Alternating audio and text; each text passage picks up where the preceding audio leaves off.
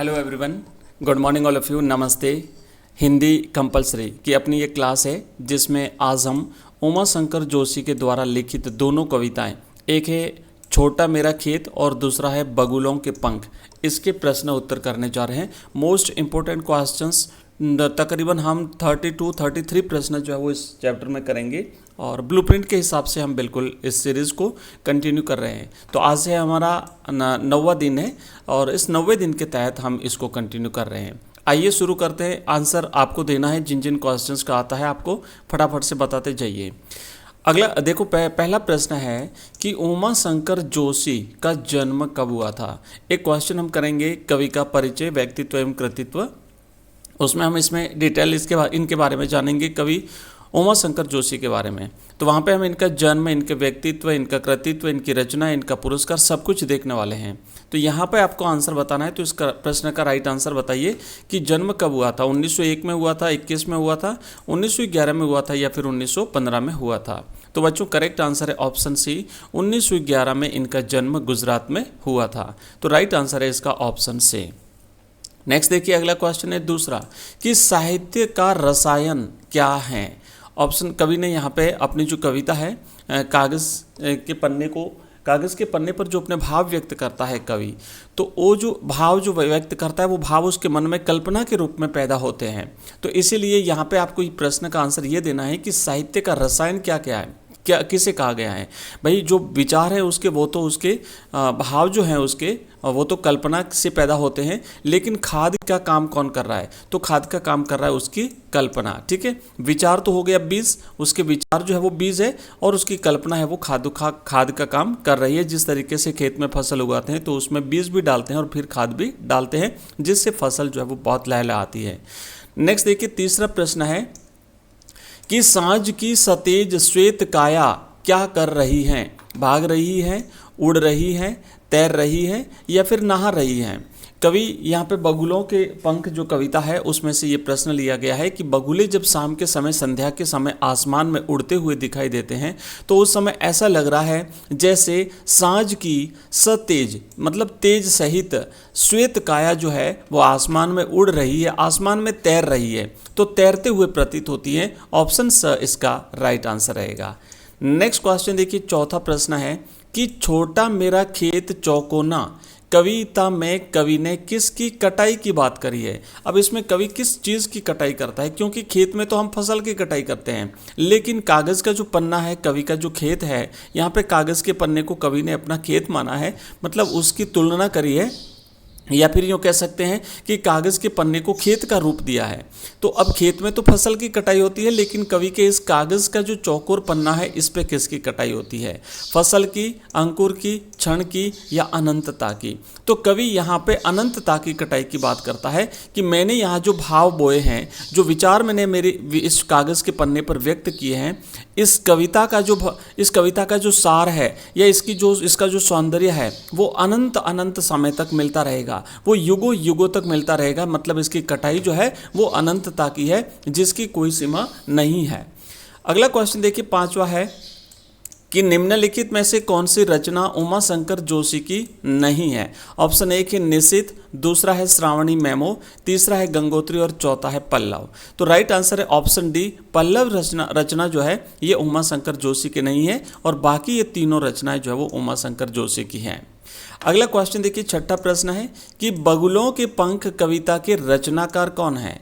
रघुवीर साय हैं, उमा शंकर जोशी हैं, नागार्जुन है या फिर निराला है। तो भाई उमा शंकर जोशी जो हैं ये इस कविता बगुलों के पंख के कवि हैं और इसी के साथ इन्होंने एक और कविता लिखी है, कागज़ का चौकोर पन्ना।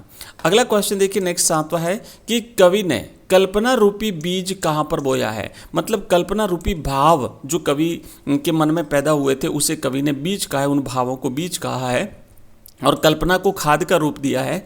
तो ये बीज बोए कहाँ पर है उसने, खेत में बोए हैं या फिर कागज़ के पन्ने पर बोए हैं, जंगल में बोए हैं या फिर तालाब में बोए हैं। तो बच्चों राइट आंसर रहेगा कागज़ के पन्ने पर बोए हैं और कवि ने अपने उस कागज़ के पन्ने पर जिस पर वो कविता लिख रहा है उसको खेत का रूप दिया है, उसे खेत के समान बताया है। और जिस तरीके से एक किसान खेत में उसकी निराई करता है, उसकी गुड़ाई करता है, वहाँ पर फसल बोता है, वहाँ पर खाद डालता है और अपनी फसल को पकने पर काटता है, उसी तरीके से कवि अपनी कविता के भावों को कागज पे व्यक्त करता है, कल्पना रूपी खाद उसमें डालता है, और फिर जब वो कविता तैयार होती है बन करके, तो वो जो है वो उसकी कटाई अनंतता तक चलती रहती है।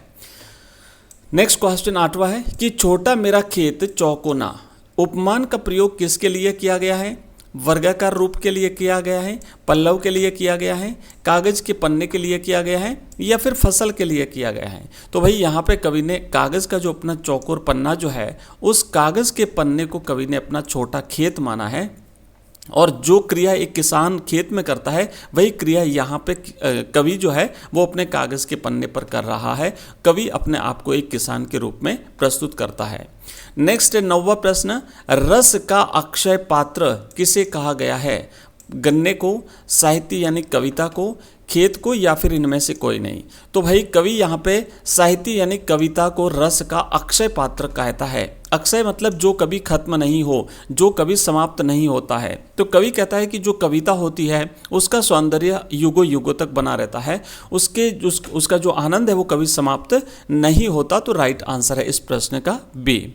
अगला क्वेश्चन देखिए, नेक्स्ट है 10वां कि बगुलों के पंख का रंग कैसा है? संध्या के समय आसमान में उड़ते हुए जो बगुले हैं वो जो ऐसा लग रहा है जैसे तैर रहे हैं, उसकी श्वेत काया जो तैरती हुई प्रतीत होती है, तो उसका रंग कैसा है? सफ़ेद है, काला है, नीला है, या गुलाबी है? तो बच्चों सफ़ेद होता है, बगुलों के पंख जो है वो बिल्कुल सफ़ेद कलर के होते हैं। नेक्स्ट 11वां प्रश्न कि पंक्तिबद्ध होकर उड़ते जा रहे बगुलों के दृश्य में कौन सा बिंब है? अब ध्यान देखना, एक तो पंक्तिबद्ध है ना, बिल्कुल लाइन में उड़ते जा रहे हैं, और दूसरा यहाँ पे कवि ये कह रहा है कि बगुलों के दृश्य जो है ना वो उड़ते हुए कैसे दिखाई देते हैं। ध्यान रखना, स्थिर नहीं है, उड़ते जा रहे हैं। तो श्रव्य बिंब है, दृश्य बिंब है, गतिशील बिंब है, या फिर स्पर्श बिंब है? तो गतिशील बिंब भी है और दृश्य बिंब भी और गतिशील बिंब है, पर उड़ते हुए जा रहे हैं यहाँ पे लिखा, तो इसलिए हम करेंगे इसमें गतिशील बिंब। अगला क्वेश्चन देखिए, नेक्स्ट प्रश्न है 12वां कि छोटा मेरा खेत चौकोना कवितांश में किसान की तुलना किससे की गई है? अब देखो, काम करने वाला किसान होता है खेत में, तो उसी तरीके से ये जो चौकोर पन्ना है, उस पन्ने पर किसान के समान काम कौन कर रहा है? कवि स्वयं कर रहा है, सैनिक करते हैं, मजदूर करते हैं, या फिर भगवान करते हैं? तो यहाँ पे तो कवि अपने आप को स्वयं को किसान के रूप में प्रस्तुत करता है, क्योंकि कविता खुद लिखता है, खुद के मन में भाव पैदा होते हैं, और सारा काम जो है वो जिस तरीके से किसान खेत में करता है उसी तरीके से कवि उस कागज के चौकोर पन्ने पर करता है। तो यहाँ पे कवि ने किसान की तुलना खुद से, स्वयं से की है। नेक्स्ट है 13वां प्रश्न कि बगुलों के पंख कविता में कवि किस दृश्य पर मुग्ध है? सुबह के दृश्य पर मुग्ध है, शाम के दृश्य पर मुग्ध है, आकाश में छाए बादलों के दृश्य पर मुग्ध है, या फिर सफेद बगुलों का पंक्ति बना करके उड़ने वाले दृश्य पर मुग्ध है? तो राइट आंसर रहेगा ऑप्शन डी कि शाम के समय, संध्या के समय वो जो बगुल हैं जो आसमान में काले काले बादलों के बीच से पंक्ति बना करके सफेद सफेद एक लाइन बनाते हुए उड़ रहे हैं, तो वो दृश्य जो है वो कवि को अपनी ओर आकर्षित करता है। अगला क्वेश्चन देखिए, नेक्स्ट है 14वां प्रश्न कि उमा शंकर जोशी ने संस्कृत के किस साहित्य का गुजराती में अनुवाद किया है? ऑप्शन 1 है अभिज्ञान शाकुंतलम का, 2 है रघुवंश का, 3 है कुमार संभव का, और 4था है मृच्छकटिकम का। तो देखिए ये जो है कालिदास की रचना है, और इसमें से अभिज्ञान शाकुंतलम जो है इस रचना का, इस संस्कृत महाकाव्य का कवि जो है उमा शंकर जोशी ने गुजराती में अनुवाद किया है। तो राइट आंसर रहेगा ऑप्शन अ। नेक्स्ट है 15वां प्रश्न कि झूमने लगे फल पंक्ति में निहित अर्थ क्या है? फल झूमने से क्या तात्पर्य है कि कवि की कल्पना तैयार हो गई है, खेत में फसल पक गई है, पेड़ का फल पक गया है, या हवा से फल झूलने लगा है? तो कवि की कविता जो है, कवि ने जब कविता तैयार कर ली, उसकी कविता कागज़ पर तैयार हो गई, तो अब ऐसा लगा जैसे जिस तरीके से फल पेड़ पर जो है वो फल पक जाते हैं और तैयार हो जाते हैं, उसी तरीके से यहाँ पे कवि की कविता जो है वो तैयार हो गई है फलों के समान। नेक्स्ट प्रश्न है 16वां कि मुझे बांध नीज माया से पंक्ति में बगुले अपनी माया से कब बांधते हैं? ऑप्शन 1 है हौले हौले उड़ने पर, ऑप्शन 2 है मंद मंद उड़ने पर, ऑप्शन 3 है स्नेह स्नेह उड़ने पर, या ऑप्शन डी है उपर्युक्त सभी। तो राइट आंसर रहेगा उपर्युक्त सभी। जब वो पक्षी आसमान में हौले हौले, मंद मंद, स्नेह स्नेह उड़ते हैं, तो कवि कहता है वो ऐसा लग रहा है जैसे अपनी माया से मुझे बांधे जा रहे हैं। नेक्स्ट है क्वेश्चन नंबर 17 कि छोटा मेरा खेत कविता में किस अलंकार की प्रधानता है? उपमा अलंकार, रूपक अलंकार, उत्प्रेक्षा अलंकार या मानवीकरण अलंकार? तो भाई छोटा मेरा खेत कविता में रूपक अलंकार है, क्योंकि यहाँ पर कागज के पन्ने को खेत का रूप दिया गया है। मतलब जब किसी को रूप दे दिया जाए, किसी को किसी का रूप दे दिया जाए और या फिर उपमेय को उपमान के रूप में प्रस्तुत किया जाए तो वहाँ पर जो है वो रूपक अलंकार होता है। तो यहाँ पर भी रूपक अलंकार है। अगला क्वेश्चन देखिए 18वां, उमा शंकर जोशी की प्रमुख रचना कौन सी है? अनामिका, कोई दूसरा नहीं, विश्व शांति या मधुशाला? तो राइट आंसर रहेगा यहाँ पे विश्व शांति। ठीक है, बाकी इनकी रचना ये जो है वो अन्य कवियों की रचना है, जैसे अनामिका निराला की है। ठीक है, इस तरीके से अन्य अन्य कवियों की सारी रचनाएं हैं। 19वां प्रश्न देखिए कि छोटा मेरा खेत कविता में किसान कर्म को किस कर्म के रूप में माना है? यानी जो काम किसान करता है वो काम इस कागज के पन्ने पर किस रूप में माना है? कवि कर्म के रूप में, मानव कर्म के रूप में, धर्म कर्म के रूप में या जीवन कर्म के रूप में? तो यहाँ पे सारा कार्य कवि कर्म के रूप में माना गया है। तो राइट आंसर है इसका ऑप्शन ए। नेक्स्ट प्रश्न देखिए 20वां है कि कवि कल्पना रसायनों को पीने के क्या परिणाम निकलते हैं? तो इस प्रश्न का सही जवाब रहेगा ऑप्शन डी, मतलब कि वह भाव को अहम मुक्त कर देते हैं, सर्वसाधारण हिताय का विषय बना देते हैं और कवि की भावाभिव्यक्ति झुक जाती है। अगला क्वेश्चन देखिए 21वां प्रश्न है कि कोई अंधड़ कहीं से आया। कवि के लिए अंधड़ शब्द का क्या अर्थ है? जैसे मान लो खेत में फसल बोई हुई है और कोई अंधड़ आया तो वो खेत जो है उसमें कहीं से भी बीज डाल देता है। वो अंधड़ हवा के साथ अपने साथ जो है वो बीज लेके आता है। ठीक है, और वो अंधड़ जो आता है ना, तो यहाँ पे इस कवि ने इस कविता के लिए अंधड़ की बात क्या करी है? प्राकृतिक आंधी, भावनात्मक आंधी, विनाश का तूफान या मायूसी की आंधी? तो चूंकि कवि जो है वो कागज पर कविता लिखना चाहता है, तो कवि कहता है कि भावनात्मक आंधी उसके मन में आई और वो भावों की आंधी जो आई थी वो उसने उस कागज पर लिख दी। तो राइट आंसर है ऑप्शन ब। अगला क्वेश्चन है 22वां कि जब कविता रूपी फल झूमने लगता है तो कवि की मन स्थिति कैसी होती है? तो कविता रूपी फल जब झूमने लगता है तो अनुभूति की रस धाराएं फूटने लगती हैं, संवेदना की अद्भुत रस धाराएं फूटने लगती हैं, अमृत के समान मधुर धाराएं फूटने लगती हैं या उपर्युक्त सभी? तो राइट आंसर रहेगा उपर्युक्त सभी। ये सारी चीजें जो है वो उस समय होने लगती हैं। नेक्स्ट देखिए 23वां प्रश्न, रोपाई क्षण की कटाई अनंतता की पंक्ति में कवि के भाव हैं। कवि क्या भाव व्यक्त करता है इस पंक्ति के माध्यम से?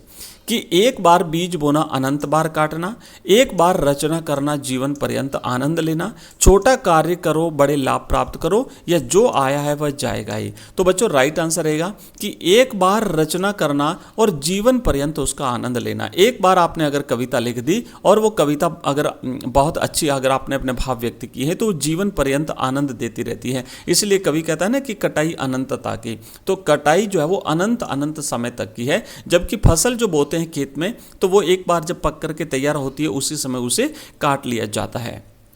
24वां प्रश्न है कि किसान की खेती और कवि की रचना में क्या समानता है? दोनों में समानता क्या है? कि कविता और खेती का आनंद शाश्वत है, दोनों में आनंद क्षणिक है, दोनों ही संवेदना विहीन है या फिर दोनों ही नीरस हैं? तो राइट आंसर है कि कविता और खेती का आनंद शाश्वत है। भाई खेती करते हैं तो किसान जब उसकी फसल पक के तैयार होती है तो उसे कितना आनंद आता है, उसी तरीके से उसे संतुष्टि होती है। उसी तरीके से कवि जो है वो कविता रूपी जो अपनी खेती करता है, कविता लिखता है और जब कविता पूर्ण होती है तो उसमें भी बहुत आनंद आता है।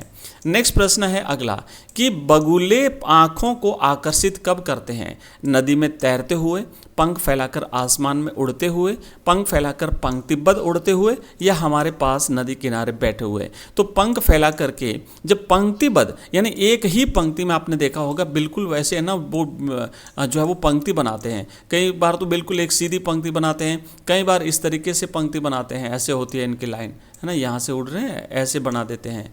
और कई बार जो है वो और भी अलग तरीके से बना देते हैं, एक पक्षी आगे उड़ता है। तो इस तरीके से पंक्ति बना करके, पंख फैला करके, पंक्ति बना करके जो ये पक्षी आसमान में उड़ते हैं वो हमारी आँखों को आकर्षित करते हैं। 26वां प्रश्न है कि कल्पना के रसायनों को पी पंक्ति का कवि के लिए क्या अर्थ है? तो कल्पना रूपी जो रसायन है, खाद है, ध्यान रखना यहाँ पे कभी अगर प्रश्न अगर आता है कि भाई खाद किसे कहा है, रसायन किसे कहा है, तो वो कल्पना को कहा है और उसको पीता है और फिर उसके मन में भाव पैदा होते हैं। तो राइट आंसर है कि भाव कल्पना रूपी खाद पानी को पी करके तैयार होते हैं। नेक्स्ट 27वां प्रश्न, बगुलों के पंख कविता में किस समय का वर्णन किया गया है? प्रातःकाल का, सायकाल का, मध्याह्न काल का या फिर रात्रि काल का? तो बच्चों करेक्ट आंसर रहेगा ऑप्शन बी, सायकाल का वर्णन इसमें किया गया है। नेक्स्ट 28वां प्रश्न, छोटा मेरा खेत और बगुलों के पंख कविताओं का गुजराती से हिंदी में किसने रूपांतरण किया? ऑप्शन इसका राइट आंसर है सी है, रघुवीर चौधरी और भोला भाई पटेल। इन दोनों ने इन दोनों रचनाओं का गुजराती से हिंदी में अनुवाद किया है, क्योंकि उमा शंकर जोशी जो है वो गुजराती के कवि हैं। तो बच्चों ये तो हमने छोटे प्रश्न किए ऑब्जेक्टिव टाइप के, और अब हैं अपने अति लघुतरात्मक प्रश्न। और ये लघुतरात्मक प्रश्न बहुत ही इंपॉर्टेंट है, क्योंकि इसका जो मुख्य भाव होता है ना कविता का, कई बार ये पूछ लिया जाता है, विशेष करके जो छोटी कविताएं होती है उसमें से। तो यही जो है वो अपन यहाँ पे देखेंगे। जैसे पहली कविता है छोटा मेरा खेत चौकोना। कविता का प्रतिपाद्य या मूल भाव क्या है? आखिर कविता क्या संदेश देती है, कवि क्या बताना चाहता है हमें?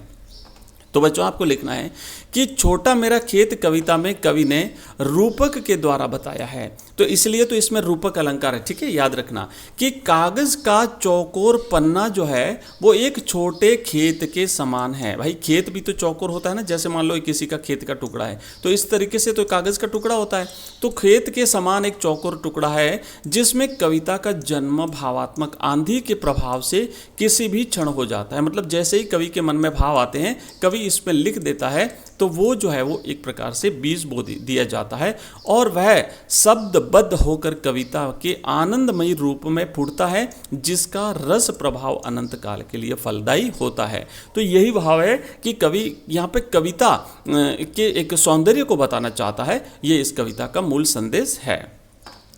अगला क्वेश्चन देखो, लिखा है कि रोपाई क्षण की और कटाई अनंतता की। छोटा मेरा खेत कविता में इस पंक्ति का आशय स्पष्ट कीजिए।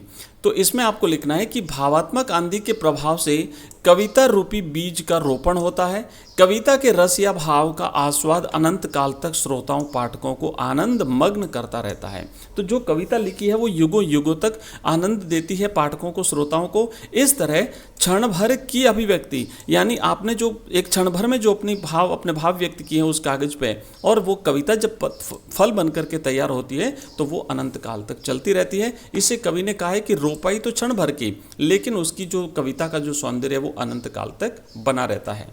नेक्स्ट प्रश्न है कि बगुलों के पंख कविता का प्रतिपाद्य बताइए। तो दूसरी जो कविता है कवि उमाशंकर जोशी की, वो है बगुलों के पंख। इसका प्रतिपाद्य क्या है, मुख्य संदेश क्या है? तो प्रस्तुत कविता का प्रतिपाद्य संध्याकालीन प्राकृतिक दृश्य के सौंदर्य का चित्रण करना है। कवि यहाँ पे बताना चाहता है कि भाई देखो कविता जो है ना, कविता कितना सौंदर्य देती है। तो कवि यहाँ पे एक संध्याकालीन प्राकृतिक दृश्य का वर्णन कविता के माध्यम से करता है।